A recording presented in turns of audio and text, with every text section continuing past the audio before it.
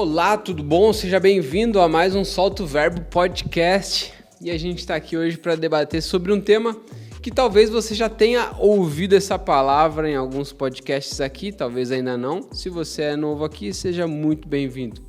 Eu sou o Eric SK e eu quero falar com você hoje sobre o que é o Evangelho. Talvez você já ouviu isso na igreja, ou talvez algum amigo seu cristão já falou de Evangelho, mas enfim, eu quero tentar trazer para você um entendimento mais real, mais prático, mais lúcido do que significa Evangelho. Talvez quando vem essa palavra Evangelho, você lembra do padre, você lembra da missa, você lembra do pastor, do monge, sei lá o que vem na tua cabeça. Mas Evangelho não tem nada a ver com isso. Evangelho tem a ver com o poder de Deus sobre a nossa vida. O poder de Deus para salvar o ser humano. Romanos 1,16, o apóstolo Paulo fala: eu não me envergonho do Evangelho, porque o Evangelho é o poder de Deus para salvar. Então, se existe uma palavra que representa salvação, é a palavra Evangelho. A palavra Evangelho do grego significa boa notícia. E quem não gosta de receber uma boa notícia? Infelizmente, as tradições religiosas, os absurdos dentro das instituições religiosas ofuscaram o brilho dessa palavra. Mas essa palavra é uma palavra poderosa e eu quero poder te instigar a conhecer mais sobre esse evangelho que transforma centenas e milhares de pessoas ao passar dos dias. Evangelho é a boa notícia através da salvação em Jesus Cristo. Ou seja, Jesus Cristo veio trazer uma boa nova para a terra. Ele veio trazer a salvação. Para que o homem não viva mais na prisão dos seus pecados, na prisão do seu egoísmo, mas que ele seja liberto da maneira de pensar desse mundo, liberto da maneira de agir desse século e passe a viver uma lógica do reino de Deus. É a liberdade da escravidão e muitas vezes a gente é escravo de algo sem saber. O primeiro mandamento já diz para a gente adorar e amar somente a Deus e não colocar outras coisas no lugar dele. E isso, as coisas que vão no lugar dele, a Bíblia chama de ídolos. E na maioria das vezes o nosso coração tem a tendência de procurar algo para colocar no lugar de Deus. E aí, sem saber, a gente acaba se tornando prisioneiro daquilo. E Jesus ele veio para te fazer livre, liberdade. Evangelho tem a ver com liberdade, nova vida, uma vida de filho amado. É uma alegria da salvação que foi conquistada por nós. É de graça, é um presente de Deus.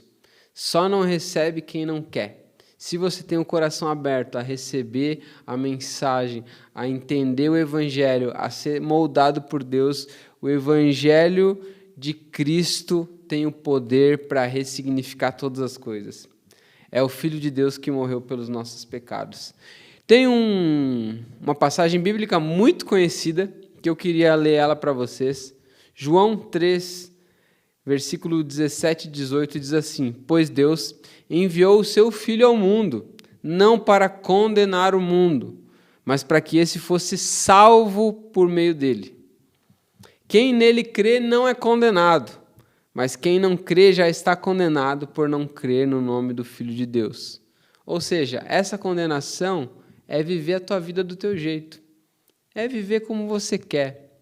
No livro de Romanos, diz que as coisas criadas, a natureza, as coisas que você consegue perceber, o teu coração, a verdade, ela foi manifesta simplesmente pelo fato de você olhar a natureza, existir, respirar, pensar. Isso, naturalmente, já deveria te levar a Deus. Mas as pessoas preferiram não chegar até Deus. Elas preferiam viver do seu jeito. Então, Deus os entregou. Para mim, isso é condenação. É quando a gente vive a vida do nosso jeito. Quando a gente vive sofrendo, quando a gente vive ansioso, quando a gente vive preocupado, quando a gente vive se comparando, quando a gente vive refém de droga, de pornografia, de vício, de mentira, é uma prisão. Mas Deus não enviou o seu Filho para esse mundo para te condenar. Se você é prisioneiro, se você tem dificuldades, Esse vídeo aqui não é um vídeo para te condenar ainda mais, para dizer como você é ruim. As leis de Deus, os mandamentos, servem para isso, para nos mostrar o quanto a gente erra, o quanto a gente não está no nível de perfeição que a gente deveria estar. Mas também a lei, ela mostra quem a gente é, para que também a graça de Deus e o Evangelho se manifeste sobre nós e diga assim, olha, Deus, é como se Deus te dissesse, eu sei que você não é capaz, eu sei que você não consegue, e é por isso que eu vim ao mundo, é por isso que Jesus veio, para fazer aquilo que você não consegue. Você imagina que as nossas melhores obras, está escrito lá no livro de Isaías, são como trapos imundos diante de Deus. As nossas melhores obras diante de Deus, que é perfeito, cara, não são nada, mano. Então a salvação não depende do nosso poder, não depende da nossa eloquência, da nossa capacidade, do nosso desempenho, das nossas habilidades. A salvação depende do poder de Deus. O poder de Deus é a boa notícia de que Jesus Cristo morreu numa cruz para pagar o preço das nossas dívidas, das nossas falhas. É o Jesus que vem para fazer o que a gente não consegue fazer. E quem desfruta dessa salvação vive maravilhado, vive feliz, vive cheio, vive pleno, porque sabe que não precisa ser perfeito. Porque Deus não veio para condenar, mas todo aquele que nele crê não será condenado. E o que é crer? O que essa palavra crer quer dizer? Ele diz que não é uma obrigação, mas é um presente tão lindo que você recebe que você só precisa aceitar e se entregar. Essa palavra crer tem a ver com confiança absoluta. Tem a ver com parar de lutar, me render. Eu não sei se você já brincou de polícia e ladrão, mas quando você brinca, chega uma hora que o ladrão ele não aguenta mais correr, ele fala, eu me rendo, eu não aguento mais, eu me entrego. Essa palavra crer, ela remete a uma entrega, a você dizer, eu cansei de lutar do meu jeito, eu cansei de fazer da minha forma. Faz, Deus, algo em meu favor. E o Evangelho, ele não é religião. A religião é diferente do Evangelho. Porque no padrão da religião, você tem que ter boas atitudes, você tem que ter um bom desempenho, você tem que ter um nível espiritual para poder se chegar a Deus. E quanto melhor você é, mais perto de Deus você está. Essa é a lógica da maioria das religiões. Você precisa ter um padrão moral, você precisa dar exemplo para você chegar até Deus, para você poder alcançar a Deus. E o padrão do Evangelho é totalmente contrário ao padrão da religião. Porque no padrão do Evangelho é o próprio Deus que vem até nós, através de Jesus Cristo. Deus sabia que a gente não ia conseguir subir a montanha para tocar nele. Por isso ele desce a montanha e ele vem em nosso favor. Por isso é presente, por isso se chama graça. Porque não é pelo teu esforço, é pelo amor de Deus pela nossa vida. Olha só, Romanos capítulo 1, versículo 17. Porque no Evangelho é revelada a justiça de Deus, uma justiça que do princípio ao fim é pela fé. Como está escrito, o justo viverá pela fé. Fé é crer, é isso que a gente está falando. A justiça de Deus, ela é executada pela fé que você tem em Jesus Cristo. É a partir do momento que você diz assim, eu creio que Deus é suficiente para me salvar. Eu creio que Deus é suficiente para me libertar da vida da escravidão. Eu creio que o poder de Deus em mim pode me fazer uma pessoa melhor. A justiça de Deus é pela fé, o justo viverá pela fé. Foi esse versículo que fez o reformador Martinho Lutero fazer uma revolução na Idade Média. E esse versículo é tão precioso. E muitas vezes a gente confunde a fé com os ritos, a fé com as atitudes, a fé com uma religião impregnada, com amuletos, com coisas que a gente pendura, com coisas que a gente faz, com a tradição de homens. E a fé não é nada disso, o Evangelho não é nada disso. A religião, ela te fala assim, eu sou aceito porque eu obedeço. Eu mereço ser aceito porque eu obedeço. Isso é o que a religião fala. E o Evangelho fala, Deus me aceita porque Cristo me ama. Eu não sou aceito porque eu obedeço, eu sou aceito porque Deus me amou de tal maneira que Ele transformou, que Ele inundou meu coração, que Ele mudou quem eu era, que Ele me deu sentido para a vida. Deus me aceita por causa de Jesus. E ao nos aceitar, Ele nos dá a capacidade para obedecer de todo o coração. A partir do momento que eu entrego a minha vida, e eu digo, Deus, vem habitar em mim, Deus me dá a capacidade de ter boas obras. As boas obras são consequências da minha fé. Não são as boas obras que vão aumentar a minha... Não é uma barganha com Deus. Quanto mais obras eu tenho, mais Deus me ama. Mas quanto mais fé eu tenho, quanto mais eu me rendo a esse Deus, entendo esse amor que transborda, que desce ao meu encontro, quanto mais coração aberto e humildade eu tiver para entender que a obra é dele, não minha, essa humildade me faz ver Deus. A diferença é que quando eu falo que Deus me ama de acordo com o meu desempenho, eu limito à medida que Deus consegue me amar. Porque se eu digo, Deus vai me amar mais se eu fizer tal coisa, então eu estou dizendo para Deus como Ele tem que agir. E eu estou dizendo assim, se eu não fizer o meu papel, Deus não vai me amar. Mas Deus me ama mesmo quando eu não cumpro o meu papel. Por isso que é um amor absurdo. Por isso que não cabe na nossa cabeça, porque a nossa cabeça vive a lógica dos méritos. Eu vou amar se você me amar. Mas Deus não, Ele permanece amando.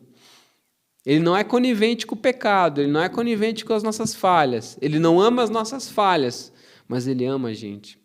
Ele conhece a gente.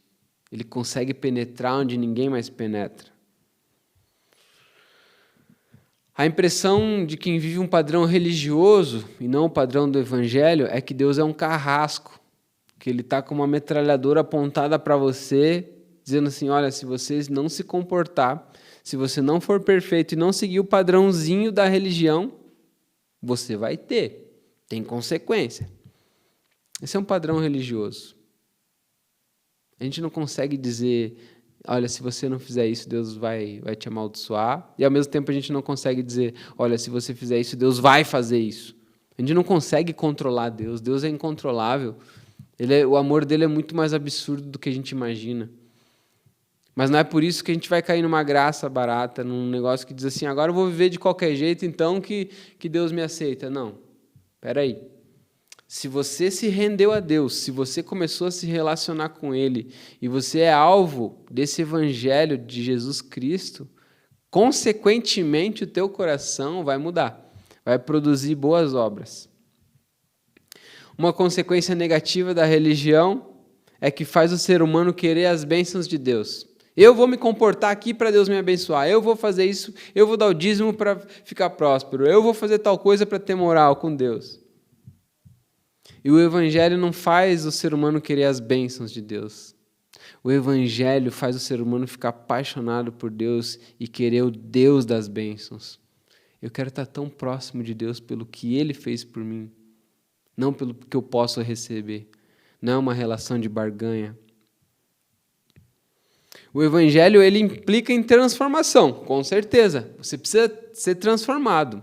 Existem transformações e boas obras que vão acontecer, mas ele não é a transformação. Você dizer que Evangelho é as obras que você faz, está errado.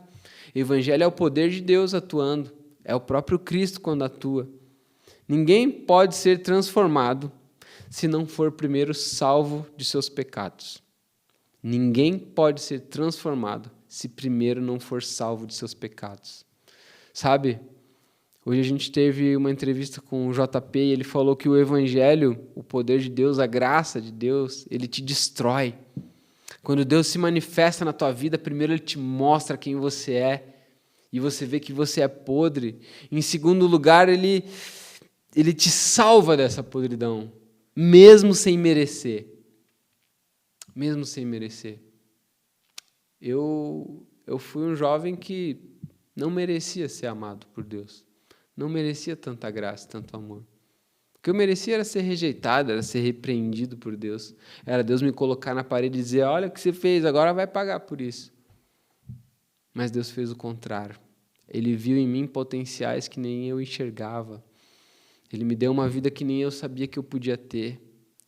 Uma vida livre das garras do pecado, livre das dominações desse mundo. Uma vida que eu posso ser feliz mesmo sem ter nada. E ao mesmo tempo tem pessoas que têm tudo e não conseguem alcançar essa graça dessa felicidade. O Evangelho não é religião, o Evangelho não é doutrina, não é amuleto. E com isso eu não estou dizendo que não existam padrões, eu não estou dizendo que não existam ritos, mas a gente não pode confundir o Evangelho com os padrões, o Evangelho com a instituição, o Evangelho com o que eu acho que é. Mas se Cristo é o Evangelho, a primeira preocupação é restabelecer um relacionamento rompido com Deus. Isso é Evangelho. Isso é Evangelho. Jesus Cristo veio para refazer uma ponte que existia sobre um abismo entre você e Deus. Jesus Cristo é o intermediador entre os homens e Deus. E se existe uma forma de você ver o Deus invisível de forma visível, é através do Evangelho. Através de Jesus Cristo, o Deus que se fez homem. No Novo Testamento você vai ter Mateus, Marcos, Lucas e João. E essas são 4 biografias sobre a vida de Jesus. Cara, vai conhecer, mano. Muitas vezes a gente julga a instituição, a igreja, mas a gente não conhece Jesus. Sabe, você tem um preconceito, mas você nunca parou para ler a Bíblia, nunca parou para ver a revolução que foi feita através da vida de Jesus, nunca estudou o contexto cultural, nunca foi atrás, mano. Está disponível, é gratuito, vai. O primeiro passo é crer, confiar, dar espaço, clame a Deus. Deus, eu quero desfrutar dessa transformação, eu quero ser livre das prisões. O segundo passo, o Espírito Santo começa a habitar em você, te fazer uma nova criatura, sabe? As pessoas vão até estranhar. Poxa, você não é o cara que falava um monte de palavrão, você não é o cara que pegava todas as minas, você não é o cara que bebia todo final de semana, você é o cara... Eu era. Eu não sou mais. Sabe por quê? Que a partir do momento que o Evangelho rasgou meu coração, aquela pessoa morreu e surgiu uma nova pessoa. Eu já não sou só mais o filho do Junei e da Ana. Hoje eu sou filho do Deus vivo, do Deus Altíssimo, que restabeleceu a conexão perdida que eu tinha e eu resolvi abandonar a minha vida velha e ter um novo nascimento. Então quem fala hoje é o Eric, que nasceu com 18 anos, lá em Florianópolis, que começou a frequentar a igreja porque se apaixonou pelo Jesus, não pela religião. Não pela instituição. A instituição vai te magoar, os homens vão te magoar, mas Jesus nunca vai te magoar. Pelo contrário, Ele vai te perdoar e vai te ensinar a caminhada com tanta sabedoria, de uma maneira que você nunca viu. Então você passa a deixar de ser simplesmente uma criatura vagando nesse universo para ser filho do Deus Altíssimo. Contudo, aos que o receberam, aos que creram em seu nome, Deus deu-lhes o direito de se tornarem filhos de Deus, os quais não nasceram por descendência natural, nem pela vontade da carne, nem pela vontade de homem algum, mas nasceram de Deus. Deus foi ao meu encontro, Deus me fez uma nova criatura. Eu passo a viver pelo Espírito e não mais pela lei. Olha só, vou te dar um exemplo, o que é viver pelo Espírito e não pela religião, não pelo moralismo. Você tem um cachorro, né? E aí você bota uma coleira no cachorro dizendo, dog, você só vai poder andar daqui até ali. É isso que a lei fala. A partir daqui você não pode. É uma zona que você não pode ir. Aí você bota uma coleira nele. Essa é a lei. A coleira é a lei que fala, você só vai até um pedaço. Quem vive pela lei vive numa coleira, vive apertado, vive, sabe, sufocado. Não vive liberdade. Quem vive religião vive pautado no que pode e no que não pode fazer. Mas quem vive evangelho, ele deixa de fazer não porque é uma obrigação, porque é uma lei, porque o pastor falou, porque eu vou me dar mal, porque eu vou para o inferno. Não pelo benefício que ele vai ter, mas porque o coração dele foi transformado. Agora é uma nova criatura. É como se eu chegasse para aquele cachorro, transformasse o coração dele. E agora ele não vai passar daquela linha porque ele sabe que o melhor que ele tem a fazer é não passar dessa linha, porque ele entendeu que os mandamentos de Deus são preservação, são vida, são liberdade. E ele entende que liberdade não é fazer tudo o que eu quero fazer, mas é não ser escravo de nada. Você foi transformado.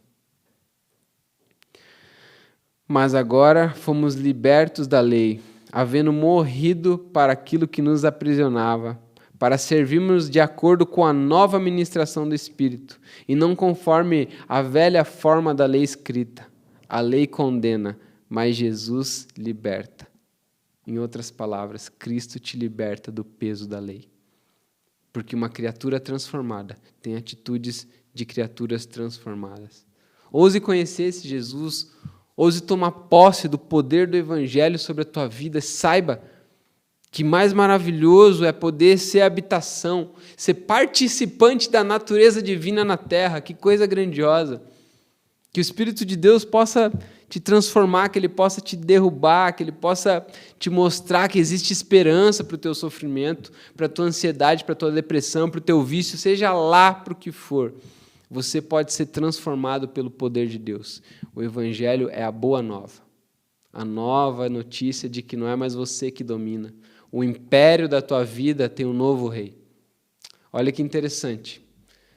Lá no Império Romano, quando nascia um novo rei, o arauto, que era um dos informantes do rei, passava pelas ruas gritando: Evangelho, Evangelho, Evangelho, eis que surge um novo rei. Evangelho era a boa notícia de que um novo rei surgiu. E essa é a boa notícia, Jesus é o novo rei e Ele precisa reinar sobre a nossa vida. Ele precisa reinar sobre o nosso mundo.